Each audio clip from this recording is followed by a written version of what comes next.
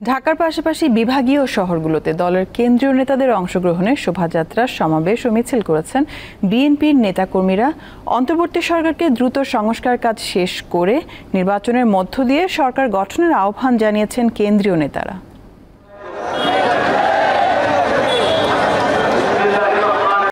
বিএনপির কেন্দ্রীয় কর্মসূচির অংশ হিসেবে বিকেলে রাজশাহীর আলুপট্টিতে আয়োজিত সমাবেশে বিএনপির ভাইস চেয়ারম্যান শামসুজ্জামান দুদু বলেন, গণতন্ত্রের সংগ্রাম এখনো শেষ হয়নি। ভোটের মধ্য দিয়ে যেদিন জনগণ তার পছন্দের প্রার্থী নির্বাচন করবে, সেই দিনই গণতন্ত্রের সুবাতাস বইবে। আমাদের নেতা বলেছে, গণতন্ত্রের সংগ্রাম এখনো শেষ হয় নাই।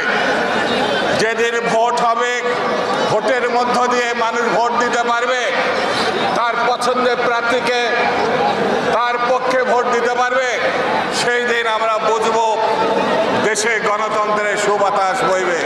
দ্রুত নির্বাচনের মাধ্যমে সংসদীয় সরকারকে দায়িত্ব বুঝিয়ে না দিলে আন্দোলনের হুঁশিয়ারি দিয়েছেন বিএনপির স্থায়ী কমিটির সদস্য সালাউদ্দিন আহমেদ। চট্টগ্রামে সমাবেশে তিনি বলেন, সংস্কারের নামে সময় ক্ষেপণ করলে সামনের দিনগুলোতে কঠোর আন্দোলনের জন্য প্রস্তুতি নিতে হবে।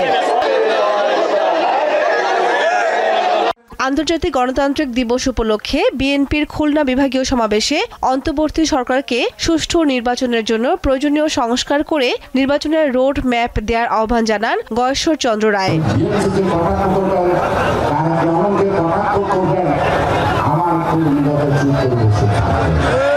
বিএনপির ভাইস চেয়ারম্যান বরকতুল্লাহ বুলু বলেছেন, বিএনপি এককভাবে রাষ্ট্রীয় ক্ষমতায় যাবে না। আগামী দিনে বিএনপি ক্ষমতায় এলে রাষ্ট্রীয়ভাবে জাতীয় সরকার গঠন করে আন্তর্জাতিক আদালতে খুনিদের বিচার করবে। বিশ্ব গণতন্ত্র দিবস উপলক্ষে ফরিদপুরে এক সমাবেশে তিনি এসব কথা বলেন।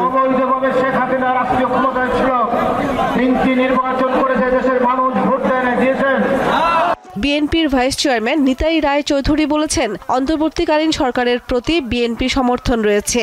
ময়মনসিংহে বিএনপির আয়োজিত শোভাযাত্রা ও সমাবেশে তিনি এই কথা বলেন। কেন্দ্রীয় কর্মসূচির অংশ হিসেবে সিলেটেও বিএনপির শোভাযাত্রা ও সমাবেশ অনুষ্ঠিত হয়েছে। জনগণ মুখিয়ে আছে যে কখন ভোট হবে। কামরুন নাহার, দীপ্ত, বার্তা কক্ষ।